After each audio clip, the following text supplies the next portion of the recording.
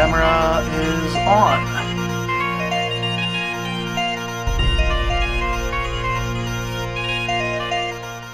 Welcome to Nights at the Round Table, a round table discussion on speculative fiction books and film. Hello and welcome to Nights at the Round Table. I am Sonia, your host. Next to me is Jen and Marjolaine. Today we are talking about Push 2009. Let's start with first thoughts. Jen. Not memorable. We watched it on, Tuesday? Monday? Wednesday? Okay, Wednesday. That was 4 days ago, and I barely remember the movie. Watching it yesterday might have helped. I waited until the last minute to be sure it would be fresh. And also because I wasn't sure I would like it. I watched it when it first came on DVD, and I didn't like it the first time I watched it. I liked it fine this time. I don't know what I was so scared of. It was okay. I apparently am now become the ranty, angry one. This movie was a cheap knockoff of anything with psychic powers. It was slow-paced, boring, and terribly acted, which is sad considering the caliber of actors in it. My personal opinion is that it felt like it was the start of a TV show. Yeah. They spent an hour setting up all the characters and being like really detailed, and hey, look, he can cheat at poker and that never comes back up later. Cheats at dice and owes money, but don't worry, that won't come up later. Yeah, I was so stressed the whole movie that he'd be come after by the thugs for looking for his money, and then all of a sudden he wasn't, and I was just like, wait, the movie ended and he... and then the last third was suddenly a heist psychic movie, which was kind of cool. If that had been the entire movie, where he woke up on a boat with a card going, what the hell is going on? That would have been awesome. You didn't need all this slow burn character creation for a movie that was 2 hours. You were building up to 8 hours, maybe. It was probably intended to be a series. Yeah, that's the feeling I get from the way the movie ends, that it was meant to to have a sequel.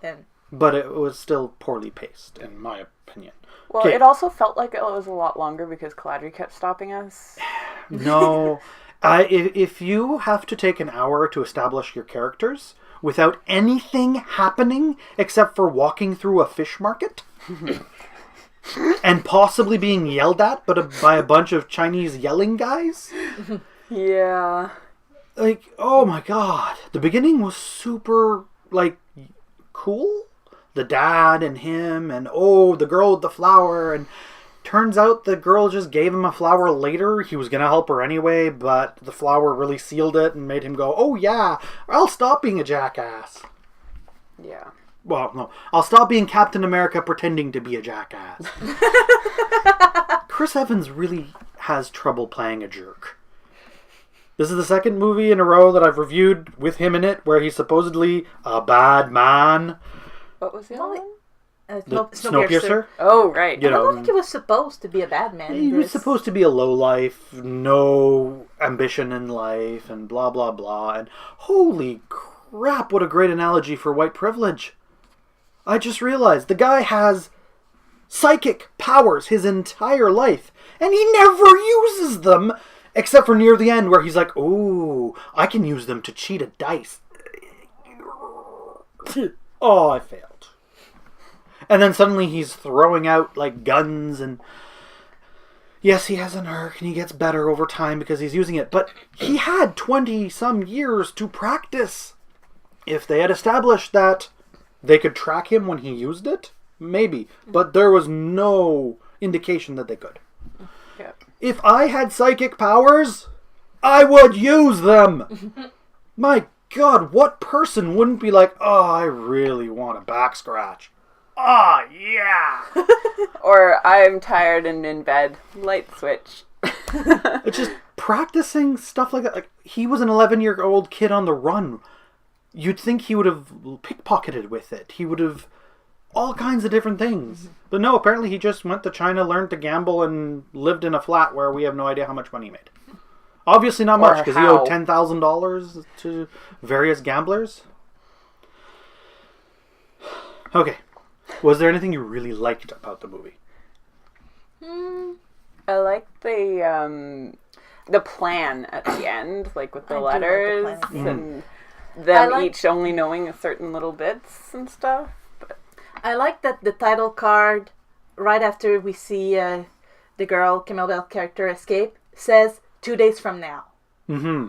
I thought it was a cute touch. Like, the viewer is watching the movie at the moment at which the girl escapes. Mm-hmm. And everything else is set in the future.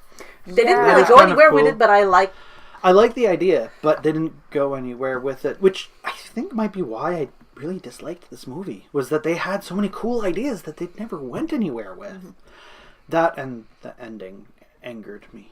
I noticed the turn of phrase for that, by the way. I was like, that's odd. I wonder why they did that. And then I never explained it, and I completely forgot about it until you mentioned it. Ending bothered you. Yes, sorry. Okay. Throughout the movie, improbable things happen improbably. Like, they meet each other at the right time, people get messages, they get ideas that make no sense to them, and it's hand-waved in the last 10 seconds of the movie by him saying, "Oh, well, I wonder how long your mom had this planned," who was apparently a super psychic who could see the future. And that's why she didn't die, because the mother paid the mind wipe guy to show up and wipe the Asian tigress dude. And so I thought it was... I don't think that was the mom. I think that was maybe before the mind wipe guy wiped Chris Evans. He said, she paid me to wipe the other girl. To wipe the other girl. And then he dropped a bunch of money. He could have asked, like, we don't know how much money, we don't know how much the services of this guy cost. He could have asked her to follow the girl with the pink hair. But the way they talked at the end and throughout, it really made it feel like the mother was manipulating things from behind. She started with the whole chain of events with the ball drop. Yeah. I just really don't like Deus Ex Psychic. Like, oh yes, that happened because I knew it.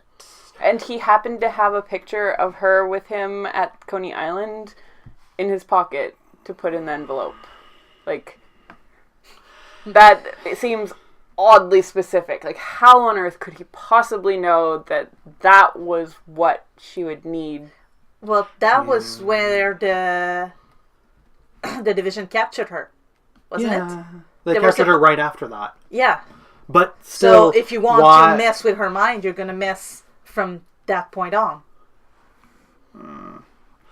But she said nobody had ever gone, like, to him, nobody's been to Coney Island, which means she didn't believe it ever happened. That she just pushed him, I think that was the term? Yeah, pushed him to believe that it happened. I would have preferred if it had actually never happened, and that she turned by her own choice, realizing what she was doing was wrong, as opposed to just, oh yeah, no, I'm a super duper, I'm going to change the world kind of pushing psychic, but I'm pretty much equally as powerful as the guy next to me who just mind wiped me and told me what to do. Like, so where was this Dark Phoenix, I'm all powerful girl that apparently this serum was supposed to make? That was weird. And then they fixed her, but they weren't supposed to be able to fix her. Yeah, apparently it wasn't like a constant drug. It was fixing her brain. The science behind this was meh. The politics behind this were very vague. Jen didn't realize that the Chinese weren't division until like midway through. Yeah. Because they were doing the same thing and acting in the same way. And I thought they were just the Chinese division. And I was like, wait, they're not with the other guys? And no, they're a mafia. Yeah. Well, I didn't know that. I thought they were Chinese division. I don't know how long it took me to realize it, but it makes sense. Yeah. You're going to have very serious, strict government. You're going to have an underground... Yeah, it made sense, but it was never explained that they weren't government. They had suits, very similar to Division. They sort of had similar powers, and they just showed up. Yeah. Chasing her, which she had said she was being chased by Division. So I get where you would be confused.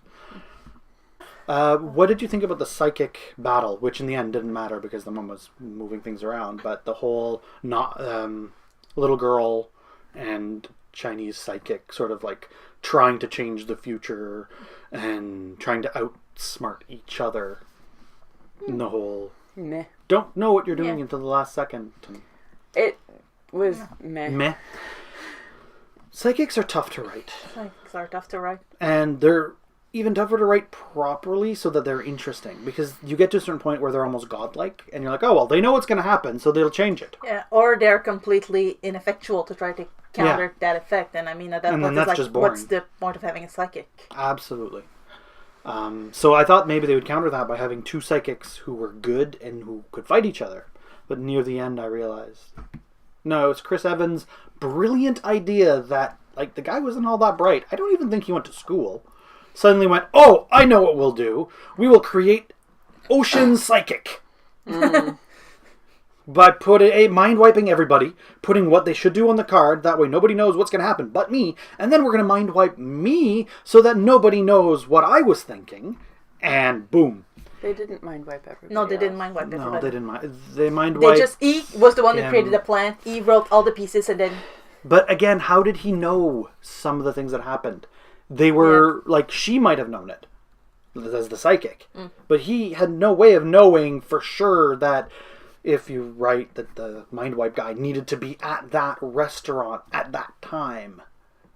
You know what I mean? Well, it's just so improbable. I don't know how he was there. I mean, I guess the only way I can explain that bit is that when Chris Evans was paying the guy, part of the exposition was follow the blonde girl with pink in her hair. And if she needs help, help her.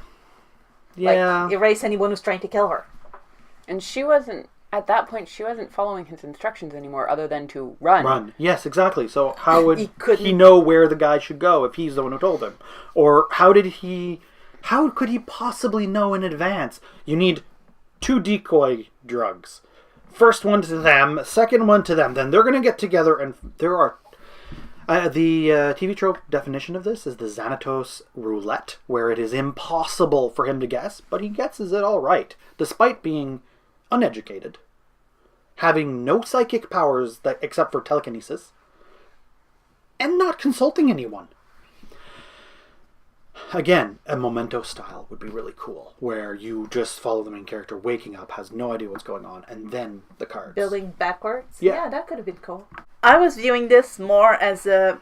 Like I said, the first time I watched it, I so didn't like it, and I was so prepared to hate it, that this time I was just...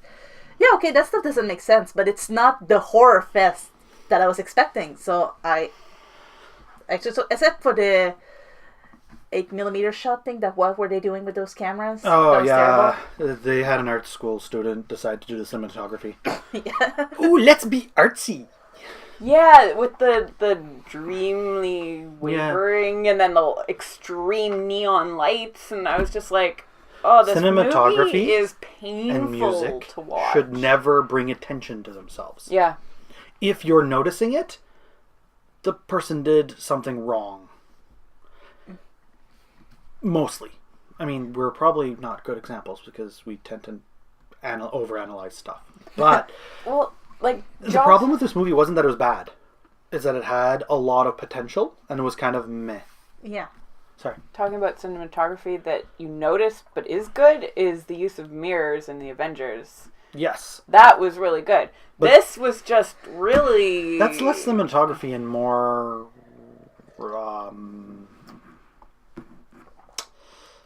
Yeah. Yeah, it is a form of cinematography. You're right. But it's intentionally made to make you notice it. Yeah. Yeah. This was just, hey, let's do something funny or cool. It's what I saw in my video classes in university. People go, ooh, I want to do a tilt. Let's build something around a tilt. And you see it in all film, and you see it in all books, and you see it in comic books too, where artists are like, I want to use watercolors this book. And that's it. Like, there's no other reason. This is just not a theme. Just watercolors are cool. And I'm just as bad sometimes. I'll be like, ooh, I want to write a heist movie book. Yes. So, yeah, I can get it, but you have to build around it and make it a fully fleshed idea, not just, look, we look like we were filmed in California during Johnny Depp's experimental phase. Ouch. So, let's have fun. What power would you have from this world if you could choose it?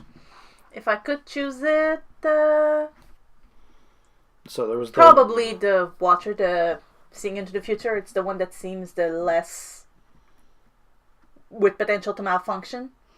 Seeing the future is scary to me. Well, it doesn't work very well, so... Well, yeah, but... Yeah, no, I'd rather not see the future. I think...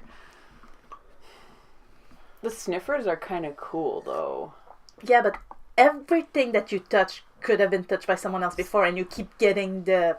I'd want to be a Stitcher. Yeah. Oh. Yeah, I agree. The healer is probably my favorite choice. I hate As anyone playing who's played healers D&Ds in with D&D. me. Hate it, hate it, hate it, hate it. But if I wasn't in an adventure campaign, I would love to be a healer. Because it's not like, save my heals in case we need it at the very last minute. This would be more like, I'm going to go volunteer at the children's hospital. Yeah. You know, like... I wish they had explained a little bit more about how that worked. Because some of their powers were temporary. Like the guy who transmuted things. Yeah. He said cool. that was temporary. So it would change back. Like the syringe turned back into the bottle of soy sauce. Yeah. And then the case went back to red. Or red, okay. yeah. Which means so the money he it makes me wonder if the healing is like that too. Yeah. Yeah, all the money he used, All the money everything he did. Yeah. How was he not caught? And he keeps going back to the same place. Yeah. You'd think he'd be caught. He's very charismatic. Yeah. So. His real superpower is his charisma. And he didn't die at the elevator. That's true. And there was no indication as to how he avoided it either. Yeah. Like I said, I was like, oh no, he's going in the elevator! He's going in the elevator! This is going to screw up the whole plan. And then it didn't. Yeah, no. See, he just told the old woman that your job is done, and she didn't shoot him. But a really clever movie that does mystery or that does psychic stuff can loop around and surprise you by being like, oh yes, you will die by getting eaten by a dog. But it turns out that you manage to avoid it because you don't eat that bad Chinese food that was actually dog type thing. You know what I mean? The weird circumference around. Okay. Or the mystery that has just like, oh yeah, that was definitely a red herring. This just had loose threads everywhere. Yeah. Like Pinky was supposed to die. Yeah.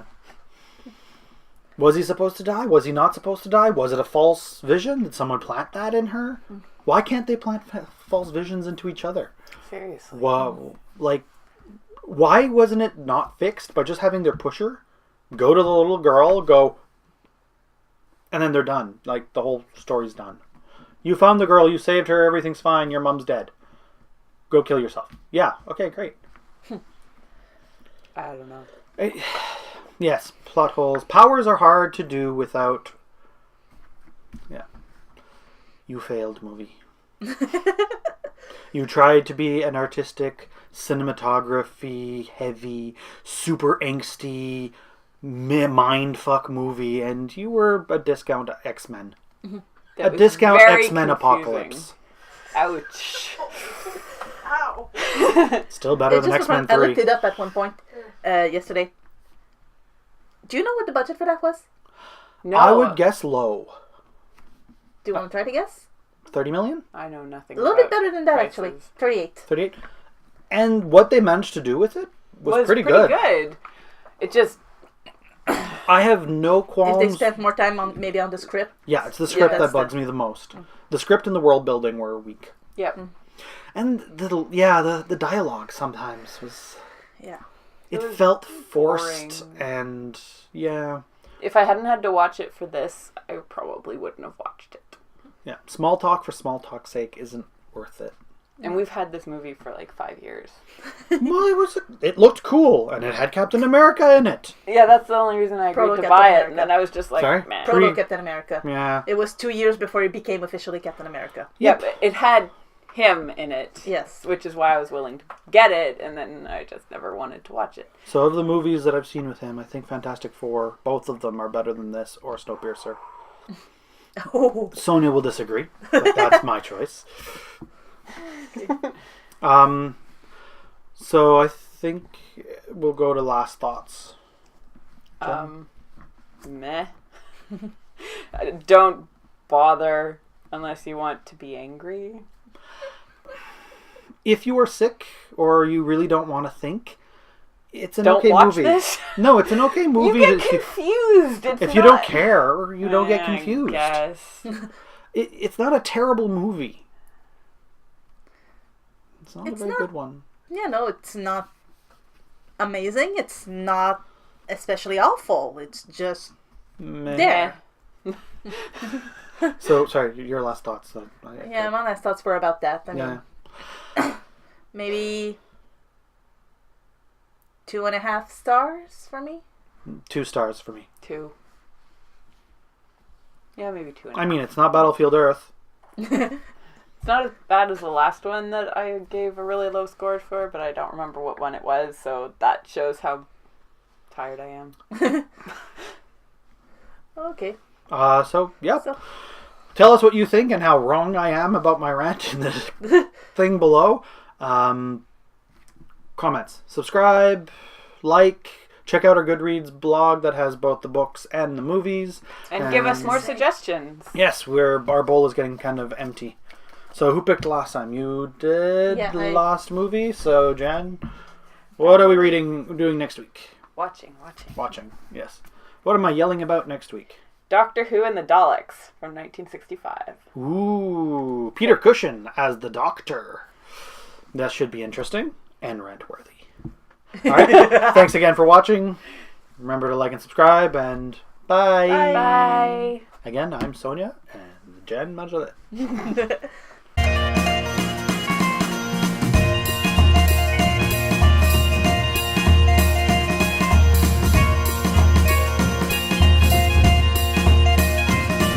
Working overtime trying to figure out Oh, what was we are going recording. on. All right, we're recording.